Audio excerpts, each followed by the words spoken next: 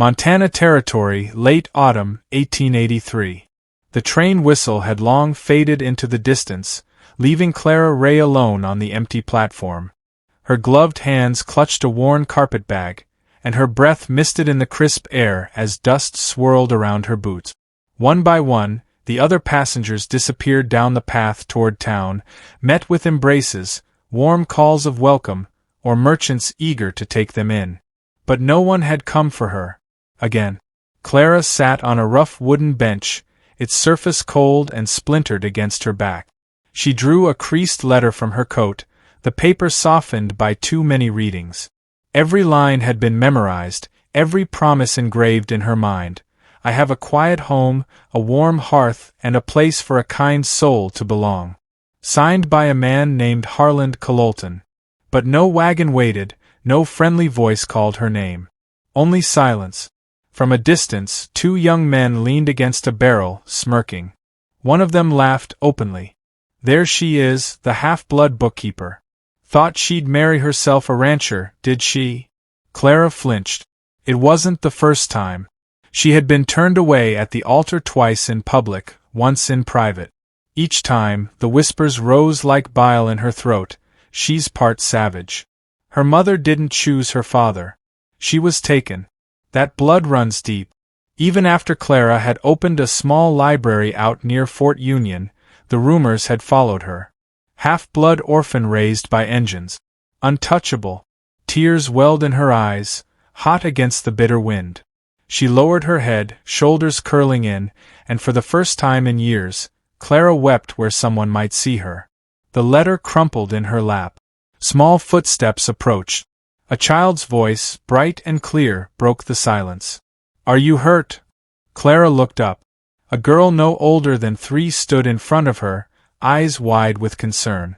She wore an oversized wool coat, mittens dangling from a string around her neck, and golden curls peeking from beneath a knit cap.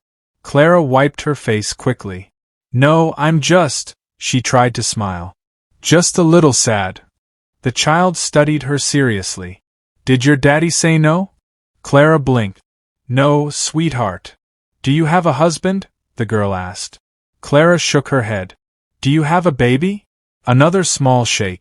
Nobody wants me, Clara said softly before she could stop herself. The child stepped closer, her mittened hand brushing Clara's gloved fingers. With the simple certainty only a child could carry, she asked. Can you be my mommy forever? Clara froze. A man's voice spoke behind them. Junie. Clara looked up. A broad-shouldered man stood nearby, quiet-footed despite his size. His coat was patched, his hat worn from long rides. He carried a small sack of supplies in one hand, and the other rested gently on the little girl's shoulder. His eyes, dark and steady, lingered on Clara. Sorry, he said evenly. She's got a soft heart. Clara rose quickly, brushing dust from her skirt. No trouble. She just surprised me. The man's gaze fell on the crumpled letter in her hand. You waiting on someone? I was, Clara admitted. But it seems I've been fooled again. He nodded slowly, then looked down at his daughter. Junie tugged his coat. Papa, she said softly. His jaw tensed. You've got no place to stay, he said. No, Clara replied, but I'll manage. He studied her for a long moment, then shifted his sack to the other arm. It's cold. If you want a roof and some warm broth, you're welcome to rest a while. Clara hesitated. I don't even know your name. Luke, he said. Luke Harrison. He gestured toward the path. It's not far. You can leave after supper if you still want to. Clara glanced down at Junie, who still held her hand. Then she nodded. Thank you. And just like that, she followed the man and his daughter into the cold Montana dusk, not with hope, but with the faintest spark of warmth, like a match struggling against the wind. The path wound through sparse pine and broken hills, the sky dimming to violet by the time they reached his home. The cabin, nestled in a hollow, was small, one room, a low porch, smoke curling from a narrow chimney. Clara hesitated at the threshold. Junie tugged her hand gently. It's warm inside, she whispered. Luke opened the door without a word. The fire was already crackling, casting shadows on the rough plank walls. A single bed stood in the corner, a table and rocking chair nearby.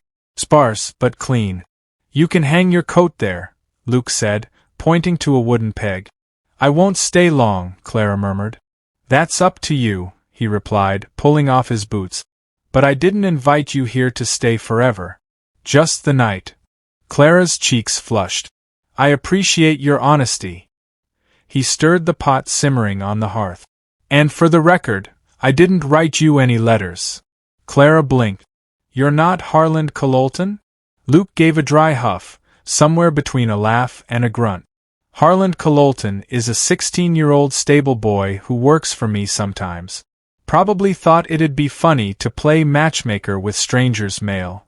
Clara's hands tightened around her carpetbag strap. I see, she said quietly.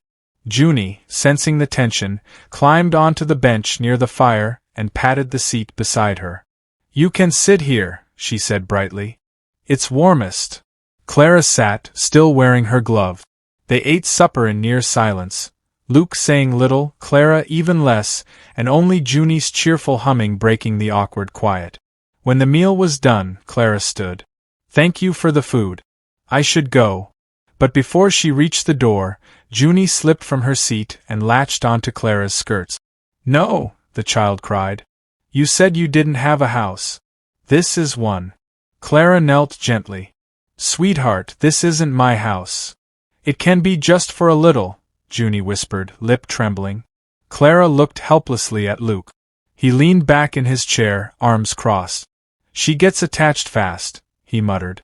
I'll sleep in the barn, Clara offered quickly. Or by the hearth. Just for tonight. Luke hesitated, then nodded. You can take the cot. I'll stay up. Clara glanced around the cabin, and that's when she noticed it. In the corner, behind folded blankets, hung a small handmade dress beaded in native style. Nearby, a low wooden shelf held a feather, a string of turquoise, and a pouch of dried sage. She was Comanche, Clara said softly. Luke's voice came from behind her. Kiowa. Her name was Wina. She died last winter. Fever took her fast. Clara's heart pulled tight. I'm sorry. Luke gave no reply, only tossed another log onto the fire. Later, when Junie slept curled beside the family dog, Clara sat by the window with a blanket around her shoulders. Luke spoke from across the room, voice low. You can stay a few days, he said. She's calmer when you're here. Clara looked toward him. That's all right. I won't ask for more. He nodded once and said nothing more. But as the fire burned low, the cabin no longer felt like a place meant for only one. The wind carried the smell of horses and wood smoke as the sun dipped lower, painting the plains in copper light. Henry Lawson tightened the reins of his bay gelding and glanced over at the young girl riding in the back of his wagon. She had been silent for most of the journey, her arms wrapped around the bundled infant as if shielding him from the world. Hungry? Henry asked, his voice rough but not unkind. The girl shook her head, though her eyes betrayed her. They were hollow and wide, the kind of eyes that had seen too much. Henry reached into the saddlebag, pulling out a strip of dried venison, and handed it over. She hesitated, then took it with a quick nod. You got a name? Henry pressed, keeping his tone light.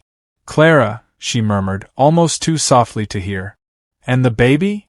Samuel. The horse's hooves clopped against the hard-packed dirt, steady and rhythmic. Henry studied her from the corner of his eye. Her dress was torn at the hem, and her shoes looked as though they'd been walked through half the territory. Whoever she was running from, or whatever she'd left behind, wasn't worth asking about just yet. They reached the edge of Henry's ranch by twilight. The wooden fence leaned like a tired old man, and the barn door flapped loosely in the evening wind. A thin trail of smoke curled from the cabin chimney. This ain't much, Henry admitted as he pulled the wagon to a stop, but it's warm and it's safe. Clara didn't speak. She simply climbed down, cradling Samuel tighter as if she feared someone might snatch him away. Inside the cabin, The smell of cornbread lingered faintly from earlier in the day. Henry lit a lantern, its soft glow chasing shadows from the corners.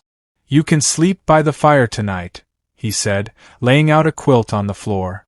"Tomorrow we'll figure something better." Clara lowered herself onto the quilt, her shoulders still stiff, her eyes darting toward the door as though expecting trouble to follow. Samuel whimpered, and she hushed him with a soft lullaby in a voice Henry hadn't expected, gentle and clear, like cool water in summer. Henry leaned against the wall, arms crossed, watching her with quiet curiosity. He wasn't used to company, and certainly not the kind that came with a baby. Something in him, something buried deep, stirred. "You safe here," he said finally. "Ain't nobody comin' after you tonight." Clara looked at him for the first time, really looked at him, as if weighing whether or not to believe those words. The firelight reflected in her eyes, and for a moment, Henry saw both fear and stubborn strength glinting there. Outside, the wind howled over the empty prairie. Inside, for the first time in days, Clara let herself close her eyes.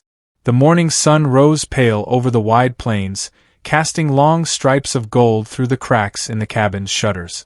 Henry Lawson stepped outside, boots crunching over frost-hardened dirt, and drew in the cold air. It smelled of smoke, earth, and the faint sweetness of prairie grass. Another day of work waited, but now it wasn't just for himself. When Henry came back inside, Clara was already awake. She sat cross-legged by the hearth, rocking Samuel in her arms. Her hair, loose from its braid, caught the early light and softened the hollow lines of her face. She glanced up quickly as Henry entered, as though afraid she'd overstayed her welcome. "You sleep at all?" Henry asked. "A little," Clara answered quietly. The baby woke hungry. Henry crouched by the fire, stirring the embers back to life. "You eat." Clara hesitated. "I can wait." Henry shot her a look. "No. You don't wait around here. If you're stayin' under this roof, you take care of yourself same as that baby." He set a tin of cornbread beside her. "Eat." Clara murmured a soft thank you and broke off a piece, chewing slowly as though she wasn't used to eating without rushing. Henry watched her for a moment, then stood and grabbed his coat.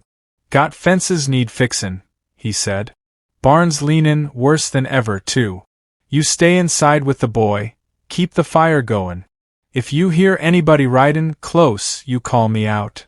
Clara's eyes flickered toward the window. "Do you think someone will come?" "Not if they got sense," Henry muttered, pulling his hat low. "But I like bein' ready." He stepped outside, leaving her to the quiet. Clara listened to his boots fade across the yard, then to the steady rhythm of hammering as Henry worked on the sagging gate. Samuel stirred against her shoulder, and she kissed his forehead, whispering, "We're safe. Just for now, we're safe." By midday, Henry returned, sweat darkening the collar of his shirt despite the cold. He paused in the doorway, surprised to find Clara standing at the stove. A pot of beans simmered there, and she was slicing the last of the salt pork into it. "You cookin'?" Henry asked, almost gruffly, but there was a hint of surprise under it. Clara nodded without meeting his eyes. "I thought I should do something."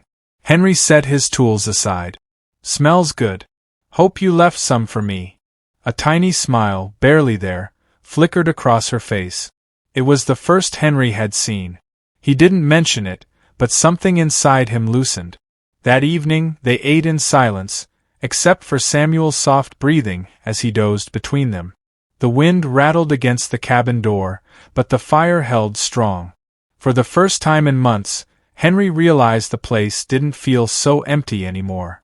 When Clara finally laid Samuel down and stretched out near the hearth, Henry lingered by the door, looking out at the dark.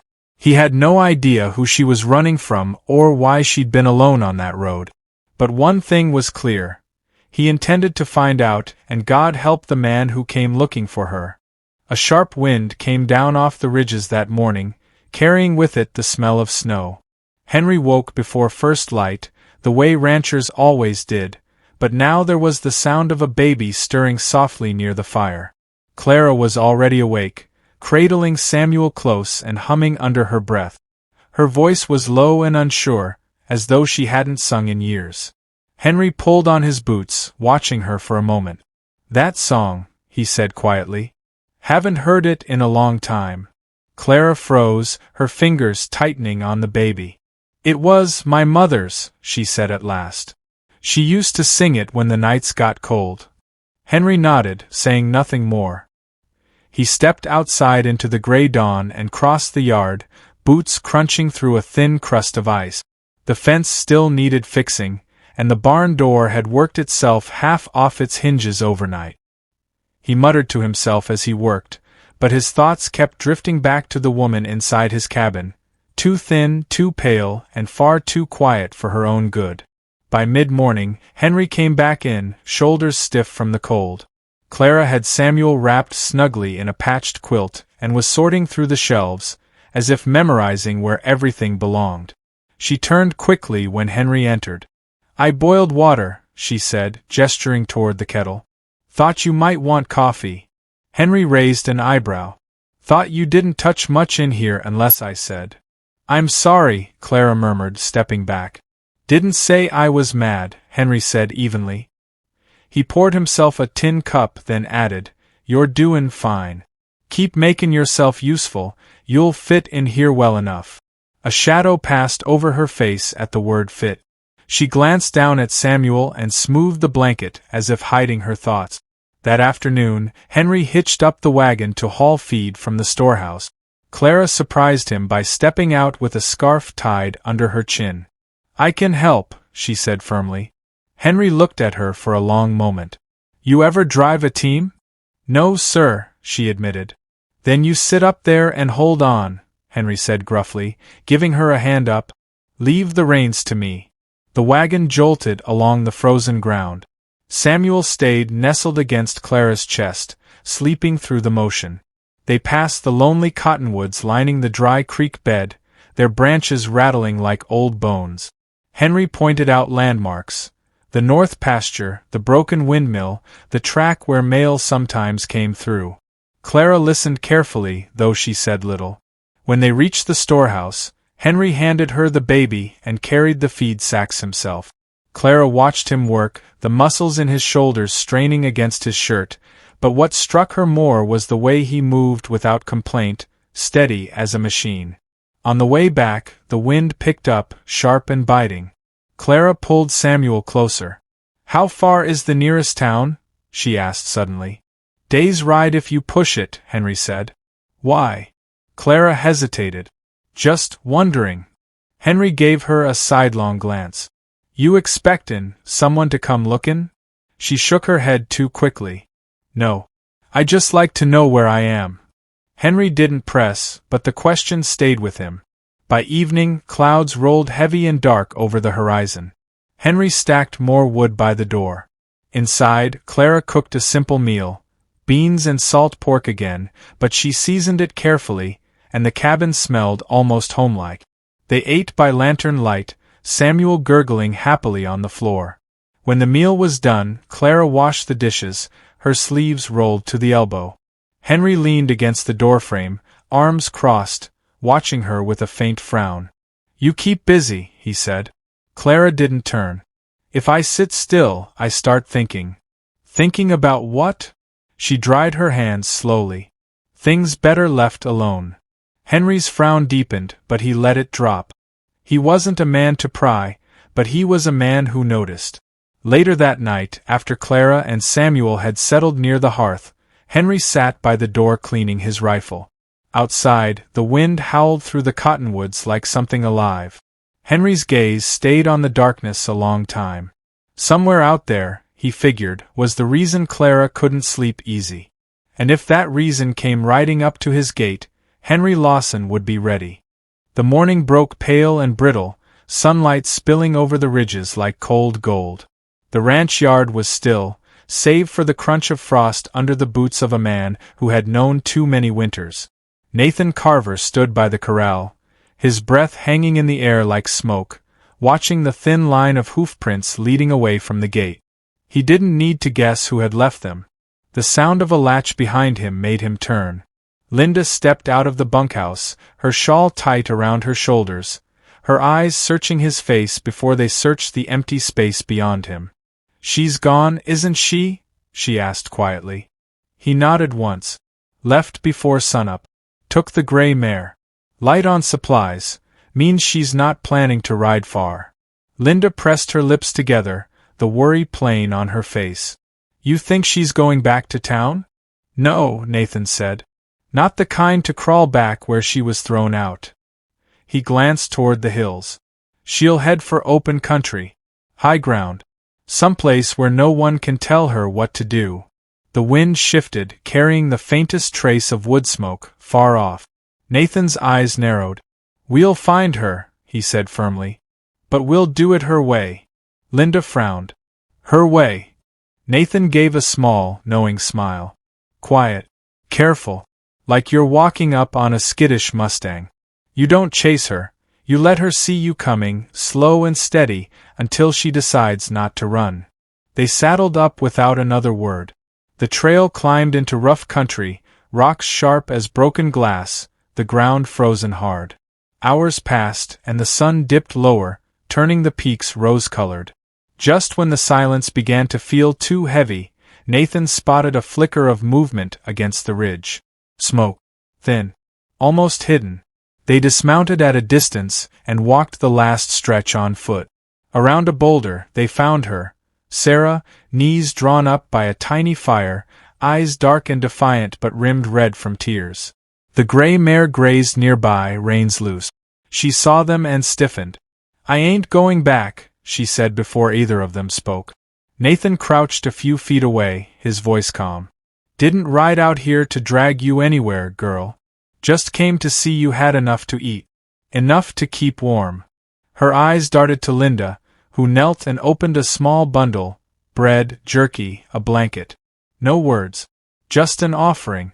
The girl's lip trembled, though she tried to hide it. "Why do you care?" "Nobody else ever did." Nathan's gaze softened. "Because somebody's got to start. Might as well be us." The silence stretched, broken only by the pop of the fire. Then Sarah let out a long, shaky breath and whispered, I didn't want to belong to nobody." Linda's voice was gentle. "You don't have to belong to us, Sarah. Just stay alive. That's all we ask."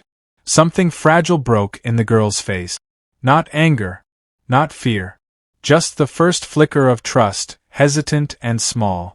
She reached out for the blanket with a hand that trembled more from emotion than cold. Nathan stood, holding out his hand, not to pull her up, just to let her see it there. An invitation. And after a long moment, Sarah took it.